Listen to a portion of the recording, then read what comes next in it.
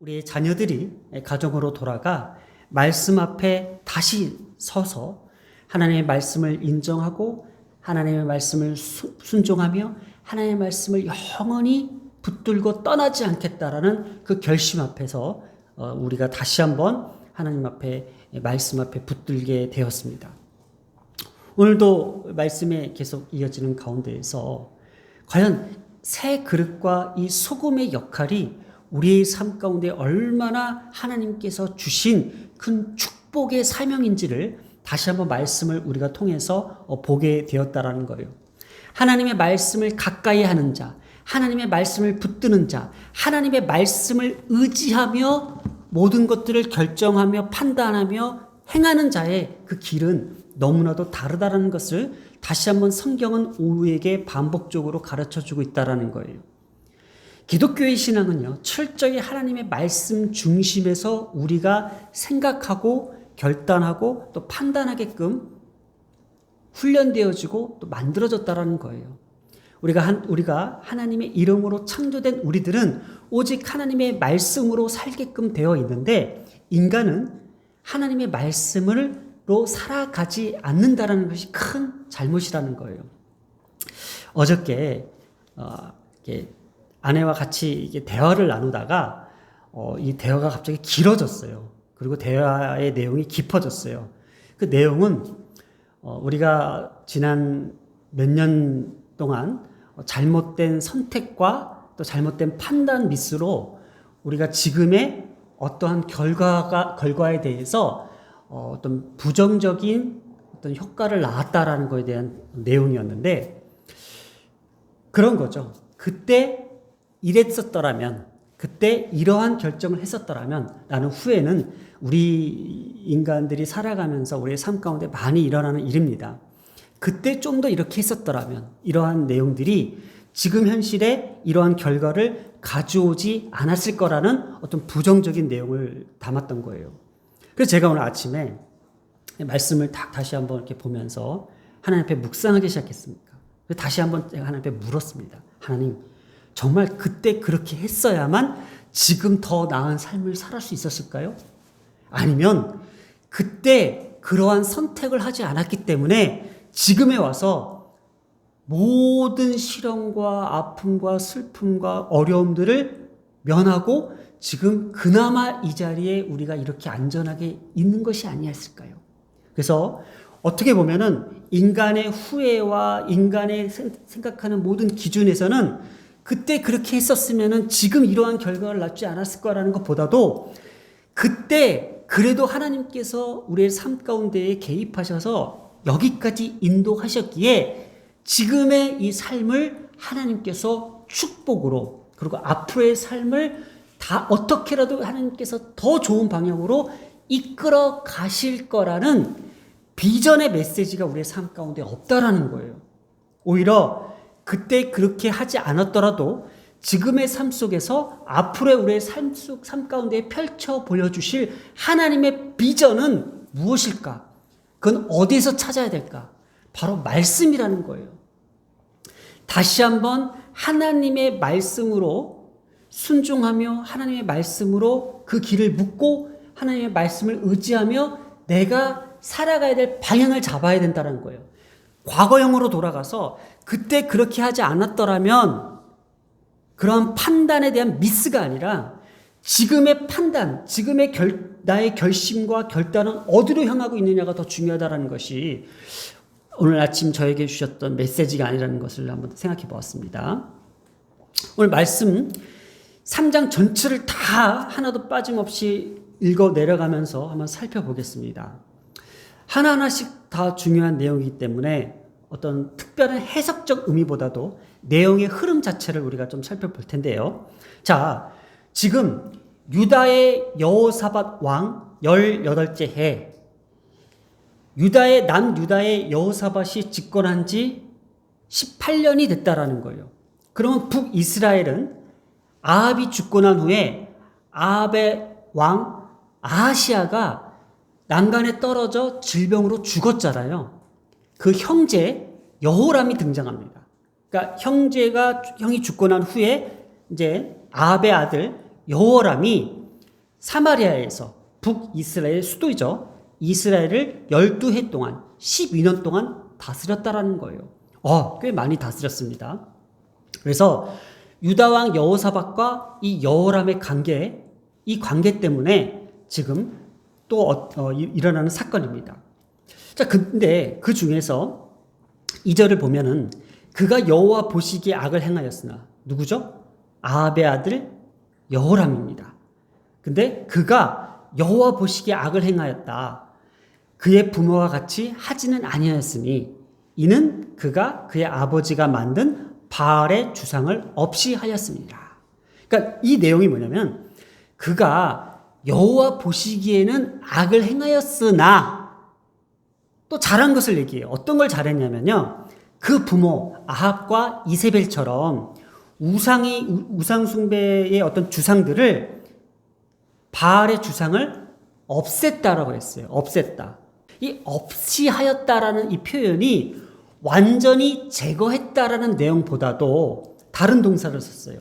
옮기다, 그 다음에 떠나버리다 이런 동사를 썼기 때문에 아버지가 만든 바알의 주상을 완전히 불태우거나 회파시킨 건 아니고 지금 성전 안에 있는 그 주상을 다른 곳에 옮기지 않았나라는 추측을 제가 해볼 수 있었어요. 왜 그러냐면은 3절이에요. 그러나 그가 느바세 아들 여로보암이 이스라엘에게 범하게 한 그 죄를 따라 행하고 떠나지 아니었다고 그래요. 그러니까 아버지가 만든 바알 주상은 다른 데다 옮겨놓고 나서는 여로보암이 이스라엘에게 범한 죄가 뭐예요? 그 죄는 바로 우상숭배, 베델과 단 사이에 우상숭배를 했던 것, 그리고 거기에다 금송아지를 세웠던 거예요. 그리고 일반인을 마음대로 제사장으로 임명한 것, 그리고 제사의 절기를 임의로 바꾼 것, 그리고 종교심을 전체적으로 이용해서 우상숭배 정책을 썼던 것이 이 여로보암이 행했던 가장 큰 악행이에요. 북이스라엘의 첫 왕이었던 여로보암이 행했던 것. 그러면 여로보암이 행했던 건 뭐예요? 금송아지 숭배 사건이에요. 그러면 그 여로보암의 가문에서 여로보암 이후에 그 왕들도 계속 끊임없이 우상숭배가 빈번했었는데 그 중에 가장 악했던 게 아합 왕 때의 아내 이세벨가 성전 안에다가 그 주상을 세웠던 거잖아요. 자, 그런데 이 아들 여호람은 그 주상을 치웠다라는 거예요. 그런데 왜 이것을 다른 곳에다 옮겼나라는 그 내용이 더 타당하냐면요.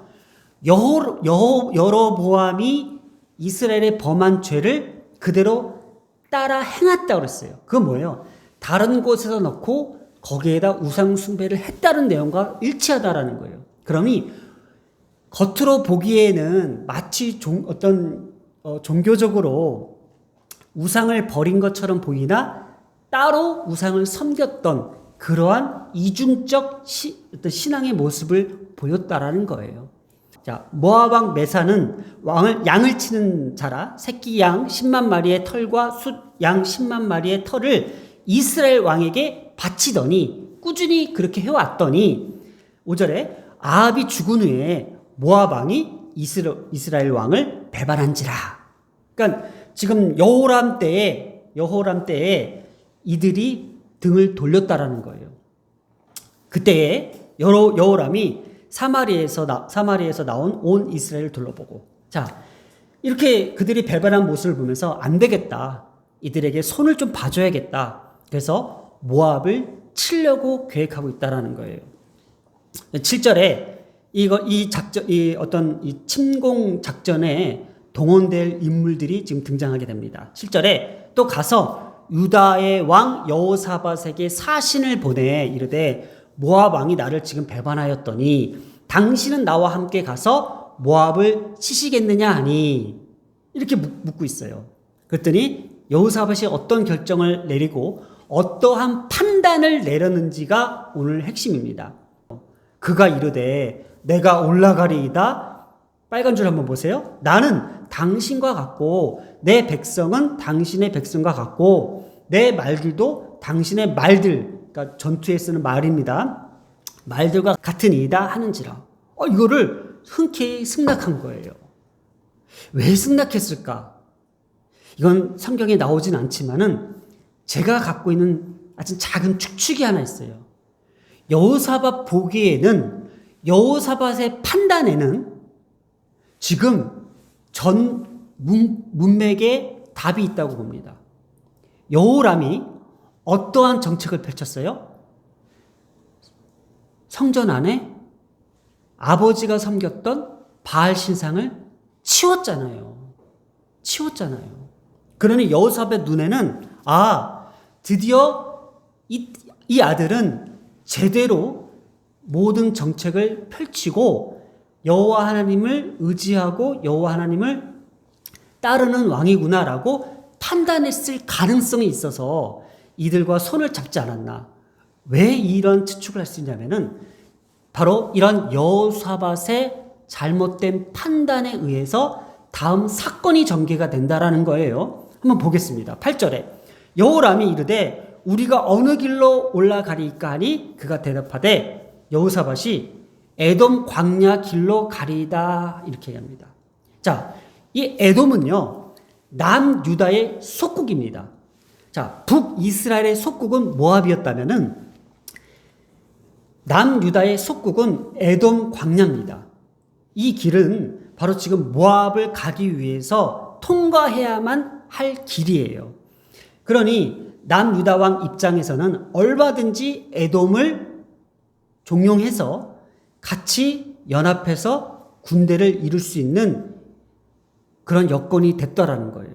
그래서 에돔 이스라엘 왕과 유다 왕과 에돔 왕 이 세 연합군이 이렇게 둘러싸서 군사들과 함께 진격하기 시작합니다. 그런데 7일째가 되던 해, 7일째가 되는 날 군사가 따라가는 가축을 먹일 물이 없는지라라고 합니다.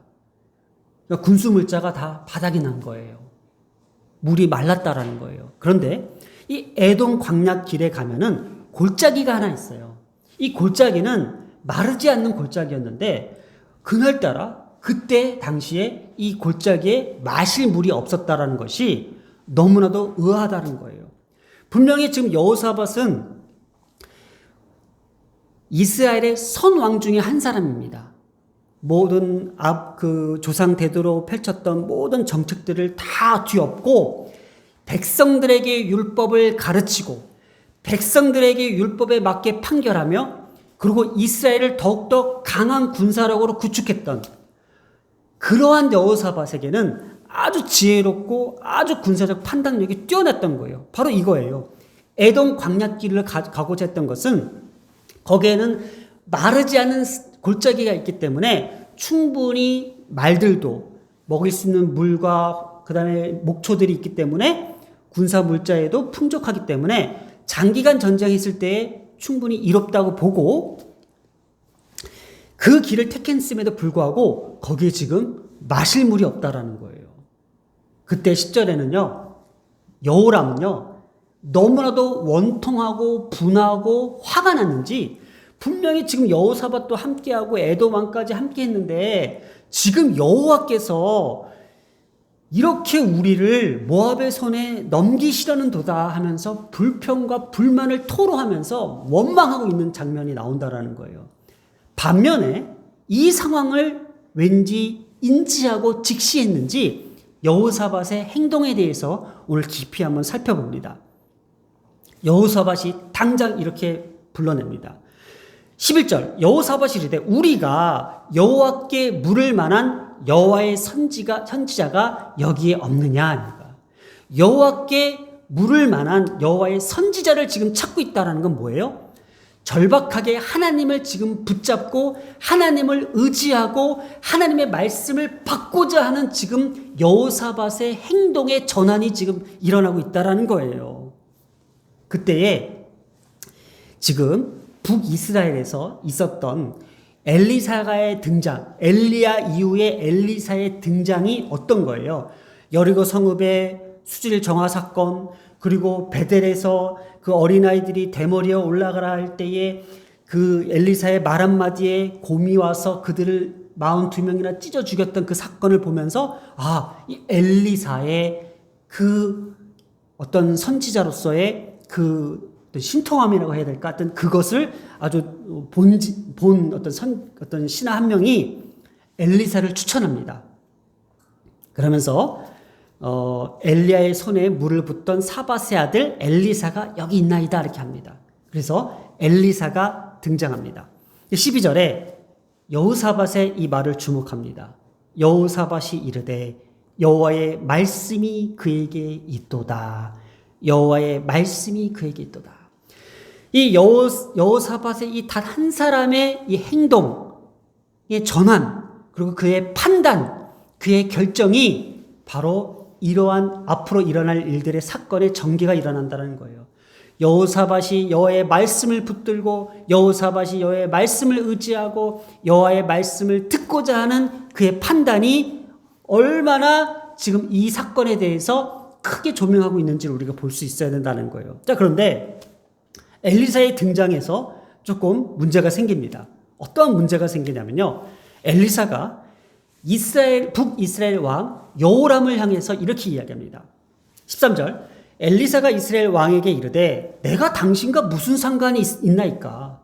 누구한테 하는 얘기예요? 북이스라엘의 여호람. 당신의 부친 선지자들과 당신의 모친의 선지자들에게 당신의 부친 아합의 바알을 섬기는 선지자들, 그리고 당신의 모친이 누구예요? 이세벨의 아세라를 섬기는 선지자들, 그들에게 가서 물어라. 나한테 오지 마. 난 너랑 상관없어. 난 너랑 할 말 없어. 이렇게 보자마자 이렇게 대꾸를 해버립니다. 난 너한테 볼 일 없어. 그러나 내가 섬기는 만군의 여호와께서 살아계심을 두고 맹세하노니 내가 만일 유다의 왕 여호사밧을 언급합니다.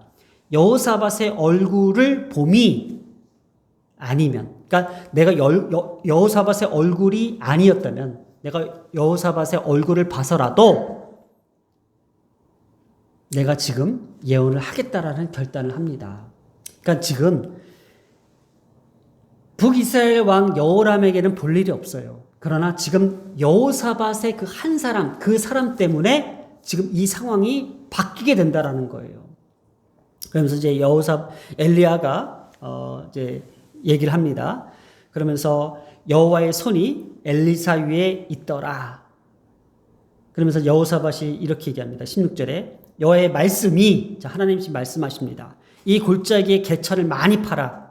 그리고 17절에 너희가 바람도 보지 못하고 비도 보지 못하는데, 그러니까 아무리 지금 자연적인 현상에서 일어날 수 없는 이 사건들이 앞으로 일어날 것이다.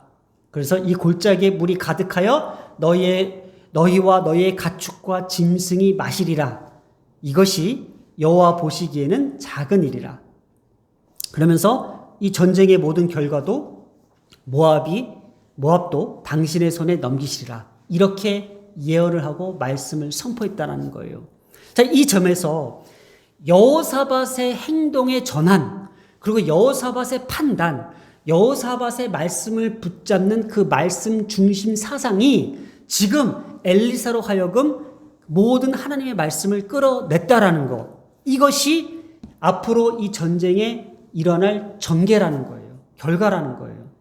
그래서 이 여호사밧 이 한 사람의 역할이 얼마나 중요했는지에 대한 것을 우리가 알 수 있어야 된다는 거예요.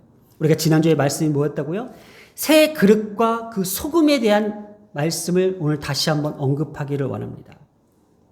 그 여호사밧 그 한 사람 때문에 오늘도 하나님께서 우리를 부정적인 모든 것들을 걷어내시고 죄악과 어둠과 슬픔과 좌절과 고난과 이 모든 것들을 건져내시고 하다시 새롭게 하시는 그 새 그릇처럼 우리를 이 땅 가운데 준비시키셨는데, 우리가 이 땅에 살아가면서 어떠한 사람이 될 것이냐, 어떻게 살아낼 것인가에 대한 그 사명이 바로 소금과 같은 사람이에요. 소금과 같은 역할, 소금과 같은 그러한 필요한 중요한 인물로서 우리를 보내셨다라는 것. 그래서 이 세상이 아무리 어둡고 절망스럽고 악하더라도 소금의 역할을 감당할 주님의 자녀들이 그곳에 가는 곳곳마다 이러한 영향력을 펼칠 수 있다라는 것이 말씀 중심의 사람, 말씀을 순종하는 사람, 말씀을 인정하는 사람, 말씀을 의지하는 사람에게 하나님께서 어떠한 판단과 기준을 가지고 그들에게 그 길들을 열어주실지에 대한 것을 우리에게 가르쳐 주신다는 거예요. 하나님께서 우리의 삶 가운데 새 그릇과 소금과 같은 삶을 살게 만드셨고 거기에 대한 사명을 불어넣으셨던 것처럼 여호사밧 그 한 사람의 그 목적과 그 한 사람의 그 이유만으로 지금 이 전쟁에서 하나님께서 골짜기에 물을 넘치게 하며 그 전쟁을 하나님께 승리로 이끌어 가신 그 사건이 지금 나옵니다. 보세요. 자, 지금 하나님께서 골짜기의 물도 해결해 주셨어요. 그리고 지금 모압도요, 아주 강하게, 아주 치밀하게 그 전쟁을 준비했다라는 그 대목이 나옵니다. 모압 사람들은요, 모든 사람들이 왕들이 올라와서 자기를 치려한다 함을 벌써 첩보를 듣습니다. 그리고 갑옷을 입을 만한 자로부터 그 이상 다 모여서 그 경계에 섰어요. 그러니까 철저하게 전력들이 방어 태세를 구축한 거예요. 그런데 아침에 모압 사람들이 딱 일어나서 보니까는 해가 물에 물이 비치는데 그 맞은편의 물에서 펄겋게 시뻘겋게 물이 비춰지는 거예요. 그랬더니 이 사람들이 어떠한 판단과 어떠한 생각을 했는지가 중요해요. 오늘 제가 판단에 대해서 되게 많이 이야기를 하고 있어요. 그들이 이렇게 생각한 거예요. 아, 새 왕이 지금 모였는데 저들이 서로 치고받고 싸우다가 서로 죽고 지금 그 피가 흘러내리고 있어 라고 그들이 판단하면서 어리석게도 야, 지금 이때야 하면서 진격해로 들어갔을 때에 이미 그들은 몰살당합니다. 그러니 뭐예요? 그들이 스스로 판단했던 그 잘못이 무엇일까? 그리고 그들을 그렇게 판단하게끔 만들었던 그 자연적 현상은 무엇일까? 이 에돔 쪽에서 흘러나오는 그 토산이요, 약간 붉은빛을 갖는 흙이라고 합니다. 그리고 그때 마침 아침에 떠오르는 태양이, 해가 그 물에 비쳤을 때에 붉은기를 비출 수 있는 확률이 있어요. 어떤 이 자연적 현상에서도 그들의 판단의 어떤 오판들이 그들에게는 엄청난 실패로 가져다 주었다라는 것이 바로 이 말씀의 핵심이었던 거예요. 그러면서 이 모압 왕이 또 어떠한 사건을 벌여내면요, 27절을 한번 볼게요. 지금 모든 자신의 군사력들이 도망치고 있어요. 그러니까는 이 왕도 어떻게 할 줄 모르잖아요. 어떠한 판단을 내렸을까요? 자신의 뒤를 이을 맏아들, 자신의 뒤 이을 왕이 될 그 맏아들을 번제로 인신 제사를 드려요. 인신 제사. 사람을, 아들을 죽여서 제사를 올리는 그들의 종교가 있겠죠. 그래서 그 나옵니다. 27절에 이에 자기 왕위를 이어 왕이 될 맏아들을 데려와 성 위에 번제를 드리는지라. 이러면서 또 잘못된 선택과 잘못된 판단을 했다라는 것이 내용입니다. 오늘 이러한 모압에서 벌어진 저들의 잘못된 판단에 의해서 멸망한 거와 여호사밧이 그 상황에서 골짜기에 물이 마르고 병사들이 지금 기진맥진하며 말들이 굶어 죽어가는 그 상황 속에서도 하나님의 말씀을 물을 선지자가 어디 있느냐라고 하며 하나님의 말씀을 찾았던 여호사밧의 선택과 그의 판단은 너무나도 다른 결과를 가져뒀던 것. 그러면서 그 사람의 역할, 그 사람의 소금과 같은 그의 역할, 그의 선한 영향력은 이스라엘을 승리로 이끌었다는 거예요. 오늘 지난주 말씀과 함께 같이 이해했으면 좋겠습니다. 우리가 지난주 말씀에 새 그릇과 소금을 준비하라고 했던 엘리사의 그 메시지처럼 하나님의 말씀 앞에 순종하고 하나님의 말씀을 인정하고 하나님의 말씀을 붙드는 세대가 이 땅 가운데 다시 나타나야 된다는 것. 오늘도 이 여호사밧을 통해서 우리의 자녀들 세대가 바로 이러한 인물이 우리에게는 절실하게 필요하다는 것, 하나님의 말씀 위에 있고 하나님의 말씀의 중심 앞에서 하나님의 말씀대로 살아갈 우리의 자녀들 세대가 지금 시급하다는 것을 다시 한번 우리에게 가르쳐주고 깨닫게 해준다는 겁니다. 오늘 이 시간 이렇게 여호사밧이 아니었더라면 그 무리 중에 그 한 사람, 오늘 저는 이 말씀의 핵심을 가지고 우리 자녀들을 일주일 내내 이렇게 기도했습니다. 우리의 자녀들이 가는 곳곳마다 밟는 그 땅마다 그 속에서 여호사밧 같은 소금의 역할을 감당할 수 있는, 그래서 많은 사람들이 걔 아니었더라면, 그 사람이 아니었더라면 그 사람 때문에 선한 영향력을 끼칠 그러한 자녀로 성장해 나가기를 기도했습니다. 우리가 지난 과거에 그렇게 했더라면이라는 후회와 안타까움이 아닌 앞으로 내가 새 그릇으로 준비된 사람으로서 소금의 역할을 감당하는 사람으로서 그 사람이 아니었더라면 어떻게 됐을까라는 어떤 비전적, 긍정적, 소망적 메시지가 우리 가운데 늘 담겨지기를 소망한다는 거예요. 오늘 열왕기하 전체를 우리가 한번 살펴보면서 이 말씀 가운데 주어지는 것은요, 하나님의 말씀이었다라는 것, 하나님의 말씀을 찾았던 여호사밧, 이것이 가장 큰 핵심이었던 것 같아요. 여호사밧이 왜 하나님의 말씀을 찾았을까? 내가 아합 왕 때부터 지금까지 저들과 함께 손을 잡는 게 아니었는데 라는 반성과 후회가 있지 않았나라는 생각돼 봅니다. 왜냐? 하나님의 말씀은요, 우리를 바르게 판단하게 만듭니다. 하나님의 말씀은요, 우리에게 어떠한 결정과 어떠한 판단에도 후회 없이 만들기 때문입니다. 앞으로 우리가 살아가면서 많은 판단과 결정을 할 텐데 그 속에서 하나님의 말씀을 의지하고 하나님의 말씀을 따르기를 소망합니다.